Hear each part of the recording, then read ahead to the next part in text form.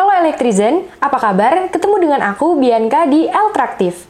Elektroaktif itu, kita bakal ngobrol bareng, cerita-cerita bareng, dan juga berbagi pengalaman. Pada kesempatan kali ini, aku akan menemani Elektrizen di podcast ini, dan tentunya aku nggak sendirian nih, karena ada bintang tamu yang sangat asyik dan inspiratif. Mereka adalah mahasiswa jurusan Teknik Elektro Telkom University Angkatan 2022. Dan kali ini kita akan bahas info-info menarik seputar pengalaman setelah memasuki dunia perkuliahan. Nah, penasaran kan bagaimana ceritanya? Makanya stay tune terus di Elektraktif.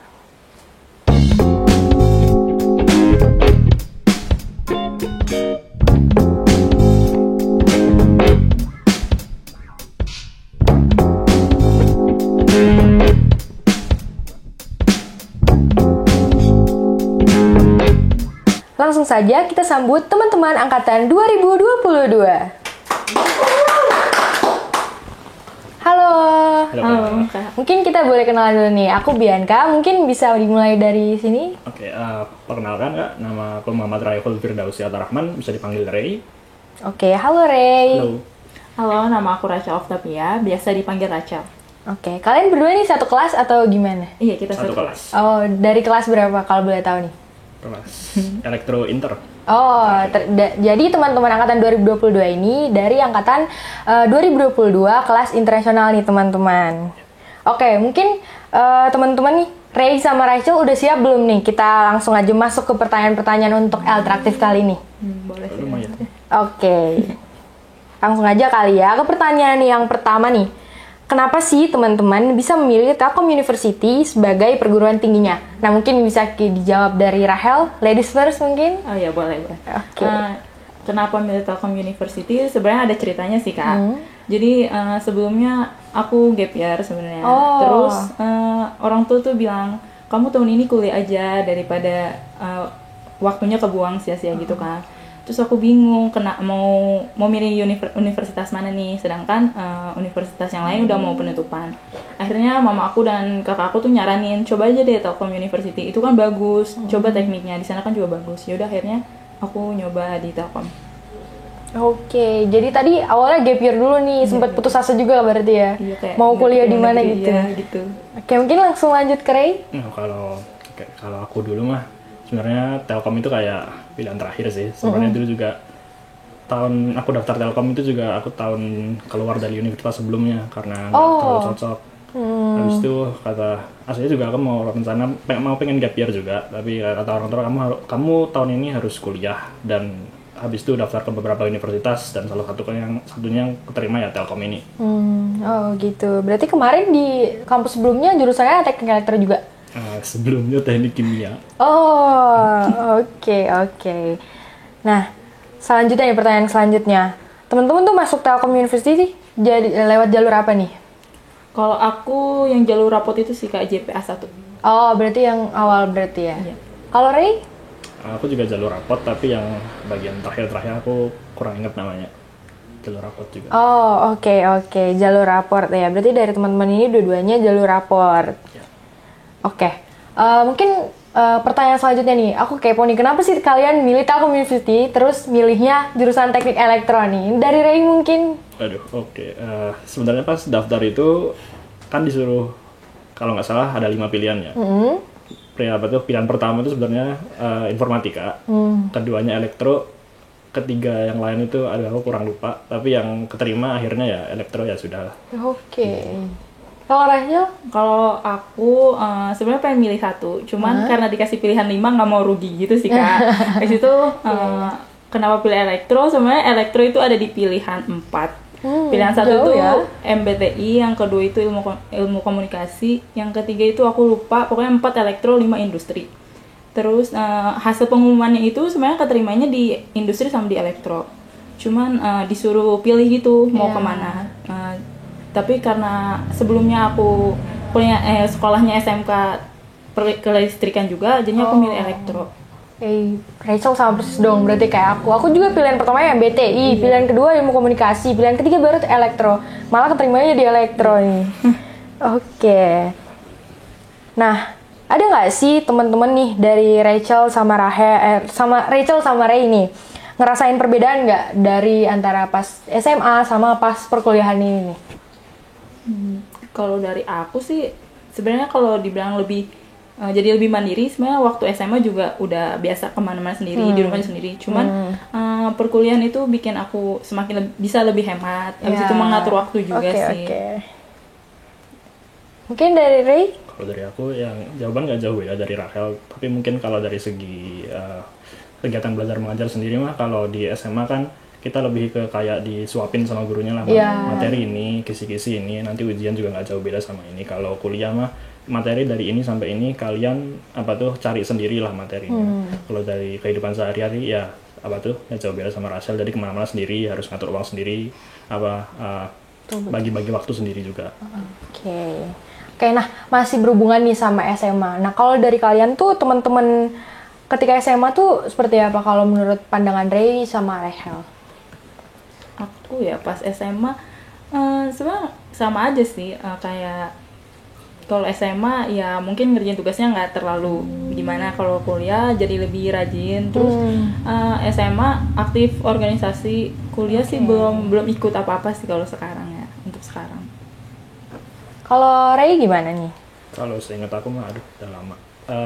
Teman-teman SMA dulu ya kayaknya bisa dibilang baik-baik aja, kayak mungkin dari belajarnya lebih ambis kalau sejauh ini ya, lebih ambis teman-teman aku dulu di SMA. Mungkin sekarang di sini baru awal-awal mungkin, jadi pada masih bingung mau kemana gitu.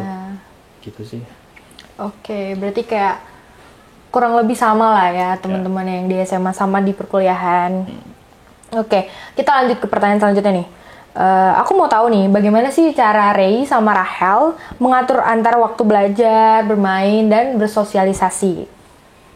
Dari Ray mungkin? Oke, kalau aku mah bagi waktu, aku orangnya mah antisosial, jadi kebanyakan itu anak rumahan mah di kamar terus, sama circle pertemanan juga paling cuman orang-orang di kelas doang. Jadi kalau mau hangout mah paling futsal sama teman sekelas. Kalau sampai keluar sampai malam sama temen tuh paling jarang. Paling nonton film dulu pernah. Dan kalau untuk waktu belajarnya mah ya, kalau aku juga dengan awal-awal ini nggak ada kegiatan lah, masih kosong gitu. Kalau ada waktu ngerjain tugas lowong ya kerjain aja sampai selesai gitu. Oke, mungkin dari Rachel mungkin? Aku kurang lebih sama ya, karena masih baru juga, belum dapet teman yang benar-benar kayak keluar cuma buat nongkrong gitu, belum. Cuman kalau dari aku main itu maksudnya tuh pulang ke rumah. Jadi gimana caranya sebelum pulang semua tugas, kayak misalkan ada TP Fisdas, ada TP Daskom, ada jurnal, itu gimana caranya semua dicicil sampai hari Jumat. Jadi pas TP Fisdas udah selesai langsung nitip ke teman yang mau ngumpulin. Kita rata-rata kelompok kita kayak gitu sih. Jadi Jumat udah selesai, terus mau main di Sabtu Minggunya kita nggak mikirin tugas lagi. Pokoknya gimana caranya mau main itu, ya udah asik main aja, nggak usah mikirin tugas. Jadi bener-bener di pressure buat tugas dulu nih, baru boleh mikirin me time ya. Oke. Nah, mungkin ke pertanyaan selanjutnya nih.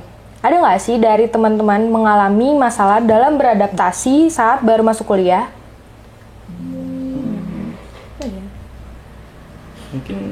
Mungkin bagian awal-awal aja sih, kayak pertama kali ketemu. Sebelumnya kan pas pendaftaran kan kita cuman kayak ketemu di meeting online lah, masih kayak malu-malu gitu, masih pada kayak diem-dieman gitu. Jadi kalau pertama kali ketemu asli mah ya masih pada lihat-lihatan doang, kayak ya ini siapa, kayak nanti kadang mulai ngobrol tuh, kadang kalau ada yang ngobrol habis itu kita nimbrung, habis itu jadi kenal sama orang lain.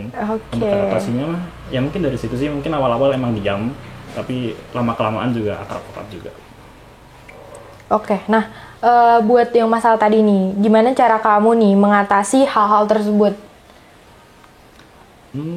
Untuk biar gampang adaptasi sama teman-teman mah mungkin inisiatif dari kita sendiri yang ngajak kenalan dengan teman lain. Aku sendiri emang kurang kalau dari segi itu mah. Aku nunggu diajak ngomong daripada inisiatif sendiri. Oke, mungkin ke Rachel nih, gimana nih? Waktu pertama ketemu teman-teman kelas tuh kayak ngerasa minder sih, insecure gitu, karena mereka tuh bahasa Inggrisnya keren-keren banget kan, hebat-hebat banget, kayak aduh bisa nggak ya temenan sama mereka nih, kayak gitu. Tapi ternyata mereka tuh asik, kayak mau membimbing yang kayak misalnya aku kurang di sini, tapi teman-teman kelas tuh mau ayo gitu bareng-bareng. Itu sih kalau untuk ngatasinnya ya bener kata Rey, harus dari diri sendiri. Kalau misalnya nggak kita yang mulai, ya udah bakal stuck di situ-situ aja. Oke, jadi kayak sokap-sokap aja ya. Asik-asik aja. Iya, asik-asik aja. Oke, nah selanjutnya nih, gimana sih? Pasti dari kemarin-kemarin nih ada rasa malas, terus ada tekanan dari luar, kayak terus ada misalnya ada kegagalan nih dalam perkuliahan. Gimana sih cara teman-teman nih, cara Rey sama Rahel buat ngatasin hal-hal tersebut? Mungkin bisa dimulai dari Rahel? Apa ya, kalau aku kayak misalnya pas UTS kemarin lah ya, pas kalkulus kayak ngerasa aduh nggak banget nih kayaknya nilainya. Paling ya kalau dipikirin pasti dipikirin, cuman kayak gimana nanti pas UAS tuh dimaksimalin di UAS aja. Jadi kalau buat kegagalan ya udahlah dilupain aja, kalau diingat-ingat terus buat kedepannya jadi nggak maju-maju juga. Jadi dijadiin pelajaran gitu ya. Jadi harus belajar lagi nih buat UAS nanti. Oke, mungkin dari Rey? Kalau aku mah untuk atasi kegagalan mah emang sebelumnya udah pernah istilahnya ngedrop out lah dari kuliah sebelumnya, jadi udah tahu rasanya gagal gimana, udah terbiasa lah. Kalau gagal ya udah lanjutin aja, jalanin lagi, jangan terlalu dipikirin terus, nanti kayak beban pikiran, malah buang-buang waktu juga. Mending belajar dari kegagalan itu sama apa tuh kayak retrace your steps lah istilahnya. Aku kemarin gagal di sini, harus diperbaiki yang ini lagi, jangan ulang kesalahan yang lama lagi. Oke, jangan karena ada kegagalan malah jadi putus asa gitu ya. Iya. Oke, keren jawaban dari Rey sama Rahel nih. Oke, mungkin kita melangkah ke pergaulan nih. Kalau dari Rey sama Rahel nih, ada nggak sih culture shock teman-teman nih selama berkuliah di Telkom University, apalagi di Teknik Elektro? Nah, siapa nih yang mau jawab duluan nih, siapa nih? Pingsut. Oke, dari Rahel. Aku apa ya, kalau perkuliahan sih nggak kaget-kaget banget. Cuman ada sih ini kayak di Bandung ternyata 5.000 itu masih bisa kenyang. Aku kayak kaget aja sih. Wah, iya. Kalau pertemanan enggak sih. Kalau Kak Bianca sendiri kayak gimana kalau misalnya waktu pertama datang di Bandung nih, terus teman-temannya atau gimana?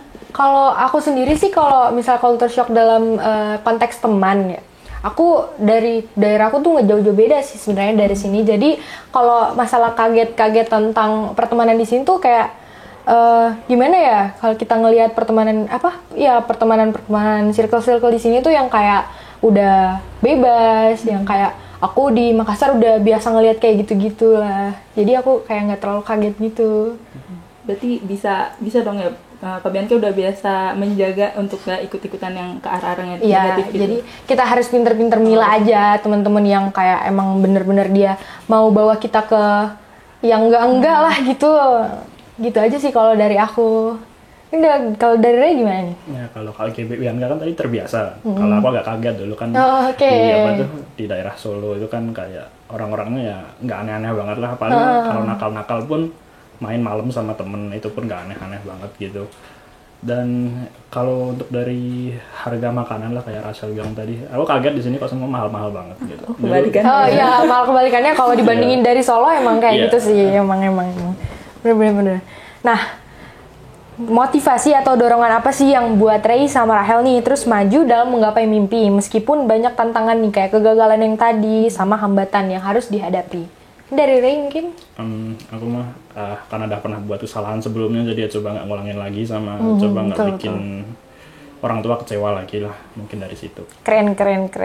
Jadi motivasi utamanya nih biar orang tua bangga nih. Jadi dorongannya dari orang tua banget nih. Iya. Oke, dari Rahel gimana? Aduh, kalau jawaban aku kayaknya jawaban 1.000 orang sih ya. Kayak untuk masa depan yang lebih baik lah pastinya. Pasti. Bener. Terus ya bener buat biar orang tua bangga juga. Ya. Kalau misalnya mimpi kita tercapai gitu kan, orang tua senang, kita senang, orang-orang sekitar juga pasti senang. Bener. Keren banget deh sih ini Rey sama Rahel nih. Oke. Nah, selanjutnya nih, sepenting apa sih menurut Rey sama Rahel peran lingkungan pertemanan dan bagaimana cara Rey sama Rahel nih menemukan lingkungan pertemanan yang baik dan suportif? Dari siapa? Rahel mungkin mau jawab dulu? Boleh. Seberapa penting? Menurut aku penting banget sih. Kayak kalau walaupun aku temennya nggak banyak banget, di rumah juga temen aku cuma satu gitu. Cuman dia mau ngedengerin cerita, mau ngasih solusi. Walaupun dia nggak bisa ngasih solusi, dia bisa ngedengerin lah cerita-cerita aku.